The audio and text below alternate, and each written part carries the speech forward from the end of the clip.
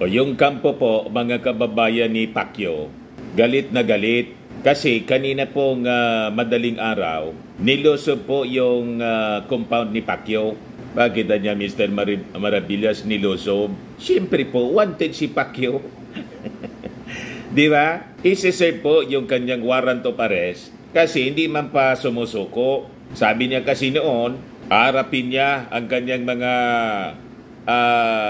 mga kaso, pero dapat sa korte, hindi sa Senado or sa Kongreso. I-filean niya ninyo in the proper courts. Final. At ngayon po mga kababayan, may warrant of arrest, hindi man po sumusuko. Sabi niya, harapin niya. And siyempre, under order yung ating PNP to enforce, to implement the warrant of arrest. At si Pacquiao po mga kababayan, hindi ordinaryong tao. Although, isa siyang pastor, hindi natin maintindihan kung bakit nagmamay-ari siya ng napakaraming baril. Yung iba po, sinurrender na. Pero siyempre, hindi sigurado yung ating PNP. Kaya gumamit sila ng napakaraming tauhan. Ito ngayon yung balita. 100 cops stormed Kibuloy's home to arrest him but he's not found. Hindi po natagpuan mga kababayan si Pacquiao. O ngayon, reklamo ng mga abogado po niya, lumampasan niya yata kasi ginawa madaling araw.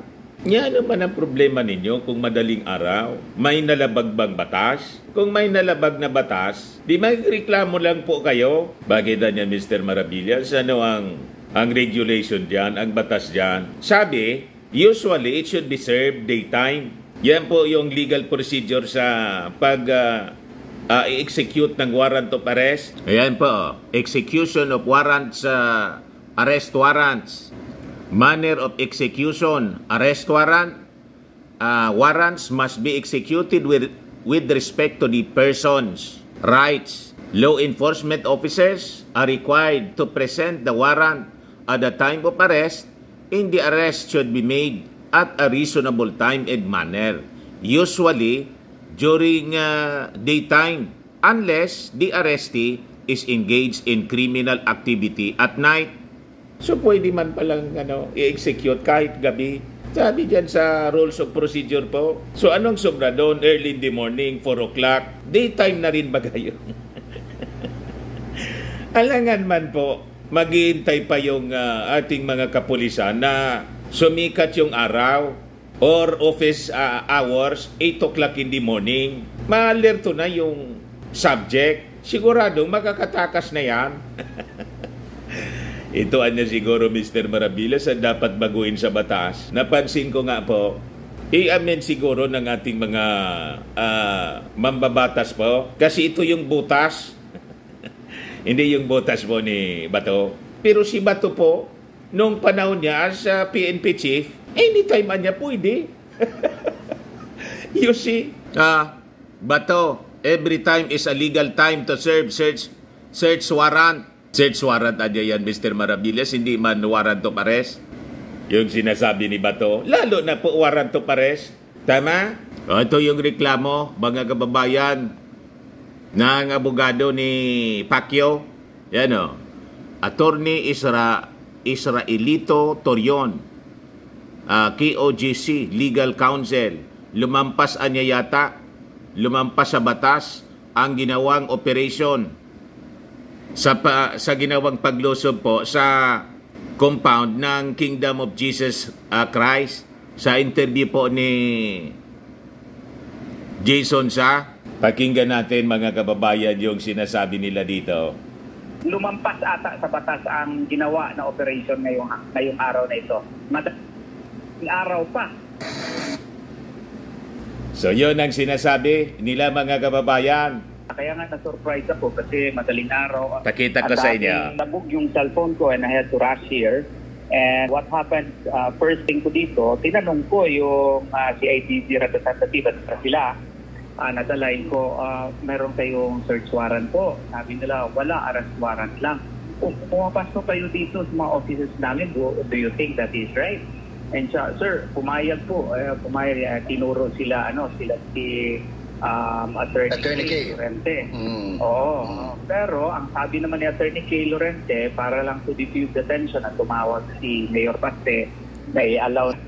So kaya pala napilitan na pumasok sila. Pero the fact remains, tumawag daw si Mayor Baste, payagan na lang. Yung ginawa ninyo na nagdala pa kayo ng mga stairs, yung parang makeshift stairs para lumubin sana. Dumala daw ng hagdan. Mga pulis, mga 3:30 in the morning, 4 o'clock, ganun, na nag-attend kaya nagulantang yung mga members.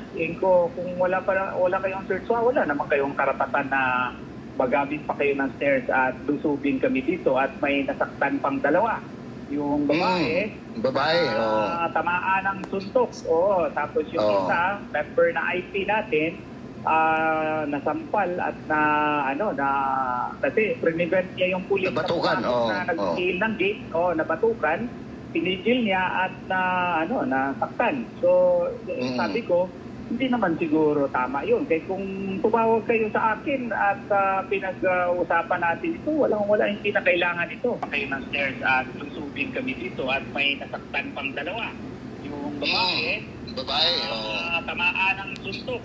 Tapos yung isa, member na IP natin, nasampal at kasi prevent niya yung pulis na nag-seal ng gate, nabatukan, pinigil niya at nasaktan. So, sabi ko, hindi naman siguro tama yun. Kaya kung tumawag kayo sa akin at pinag-usapan natin ito, wala hindi na kailangan ito.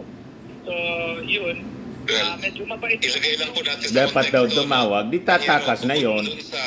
Ang Kingdom of Jesus Christ. Hindi nga tumawag po, hindi man nahuli. Ang simbahan, ang kingdom, hindi ang College of Law, no? Siguro may mga underground tunnel sila dyan. Kung saan nagkaroon ng illegal na parang yung sa pangalawa po, no? Parang yung sa compound ni Alice Goo.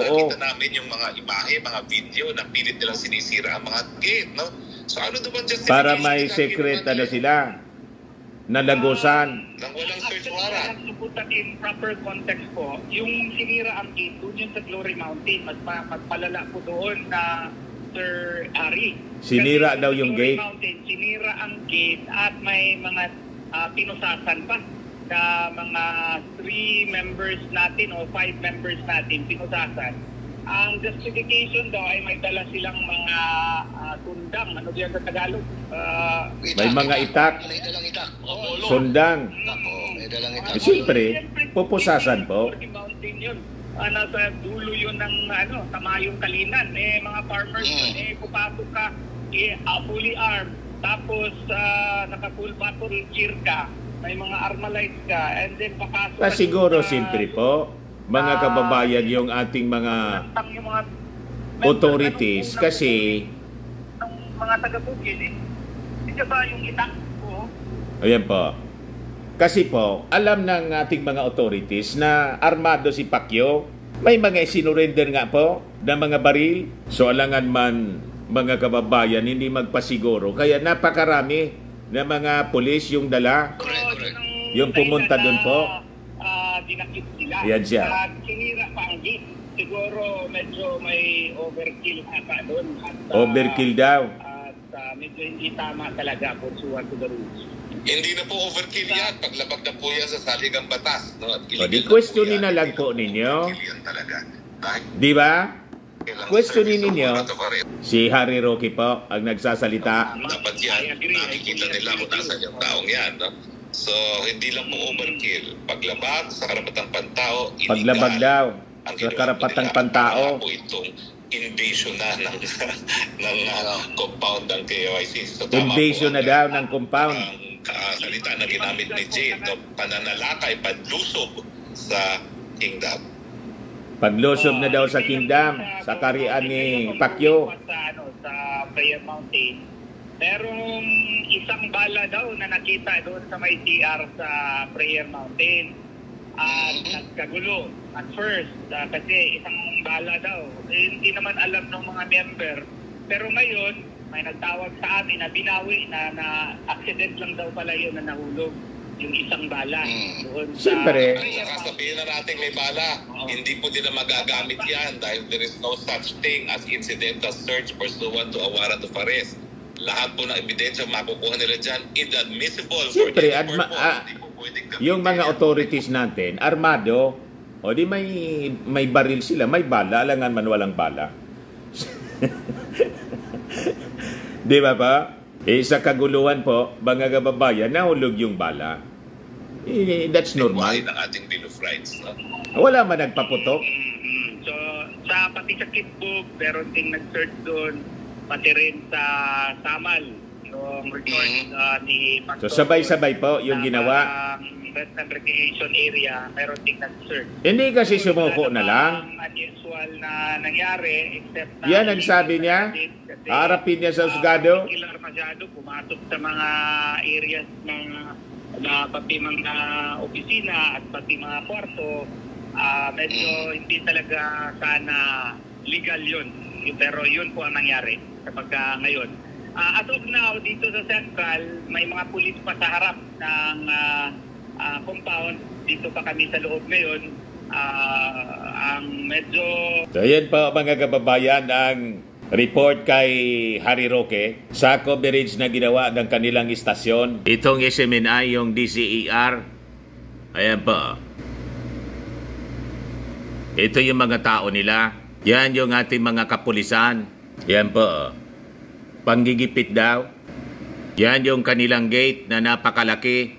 Di ano masasabi mo niya, Mr. Marabilia, sa sinasabi nilang overkill? Kasi napakaraming mga pulis yung sumalakay. Hindi man po overkill yun. Kasi yung compound napakalaki. Ang tawag nga po, kingdom, kaharian.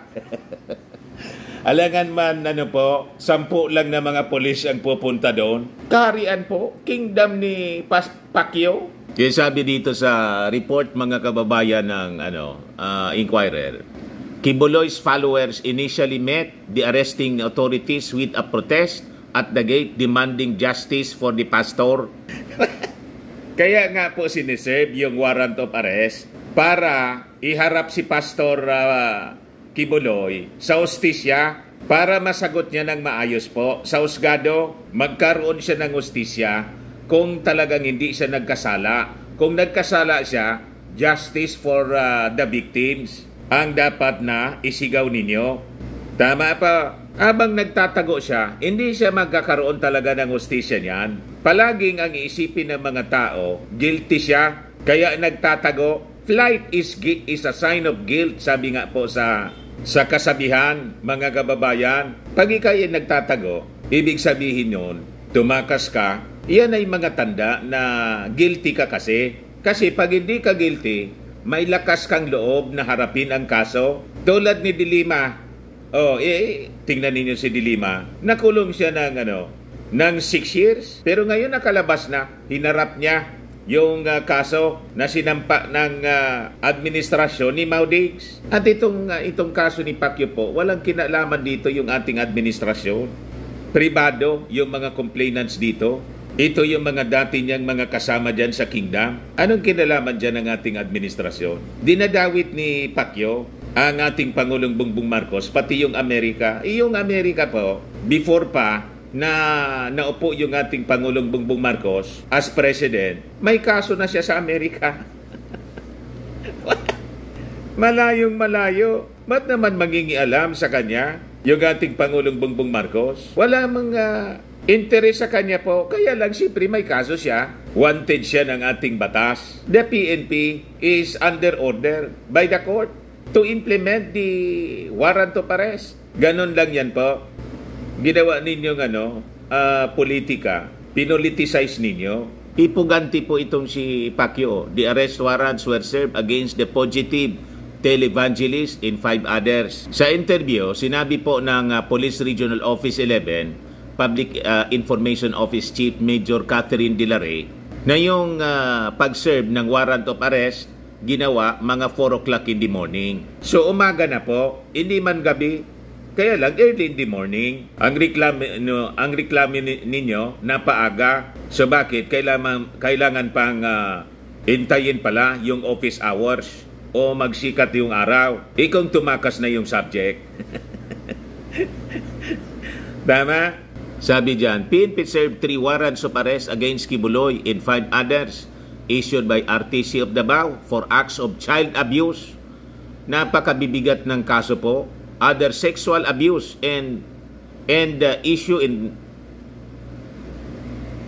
ng Pasig Court Anti-Trafficking in Person Act of 2000. So, ang sabi ni hindi matagpuan ang sabi ng PNP. So, hindi po nahuli, mga kababayan, si Pacquiao. Ngayon, may reklamo kayo kasi administrasyon ito ng ating Pangulong Bongbong Marcos. Pati yung pagsiserve ng warrant of arrest, sinasabi ninyo na hindi tama kasi masyadong maaga. Pero ng panahon ni Bato, pwede. Yan sabi po, every time is legal time to serve search warrant. Sabi po ni Bato, kung yung search warrant pwede kay Bato na i-execute, i-serve mga kababayan at any time. Lalo pa yung warrant of arrest na ibig sabihin nun, kailangan ng dakpin, hulihin. Ito nga, search pa lang eh. At sabi dito sa execution of arrest warrants, napakalinaw, arrest warrants must be executed with respect to the person's rights. Law enforcement officers are required to present the warrant at the time of arrest, and the arrest should be made at a reasonable time and manner. Yung 4 o'clock, reasonable time na rin siguro yun. Umaga na rin eh. 4 o'clock in the morning. Usually during daytime, unless the arrestee is engaged in criminal activity at night. So pwede pang ang gawin, mga kababayan, kahit gabi. Tama pa? Double standard kayo. Itong kampo ni Pacquiao at ni Maudigs.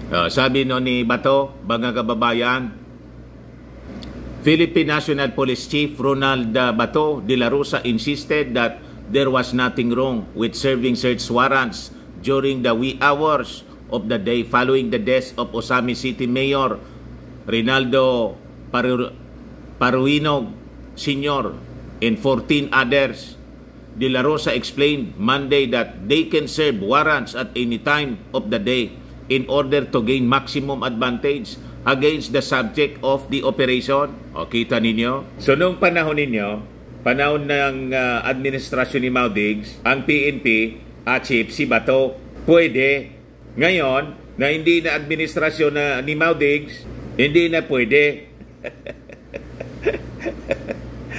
Nakita ninyo mga kababayan ng mga pag-isip ng mga taong yan? Parang yung pagsara sa ABS-CBN, pwede, walang pagsikil. Walang pagsikil po yung pagsara sa ABS-CBN, pwede.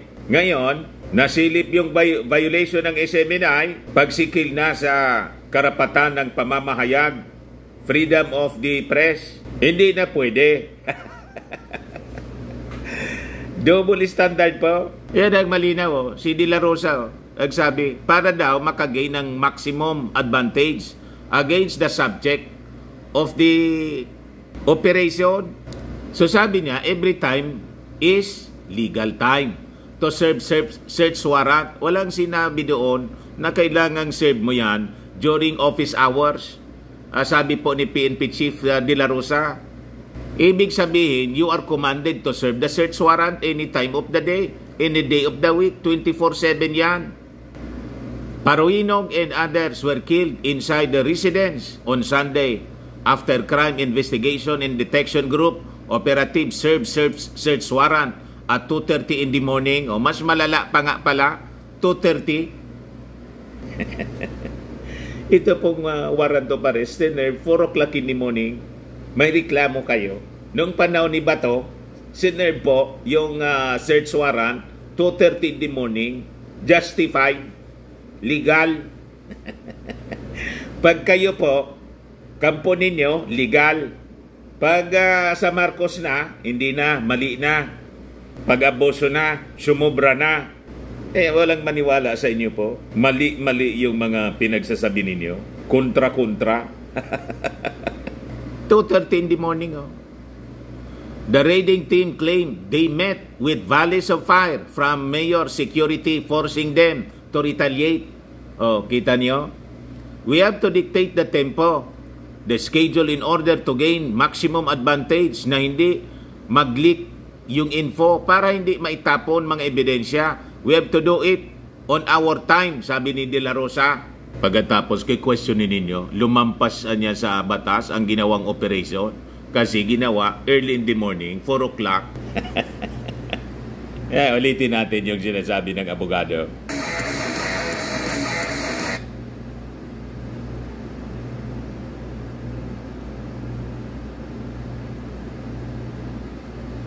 Madali pa.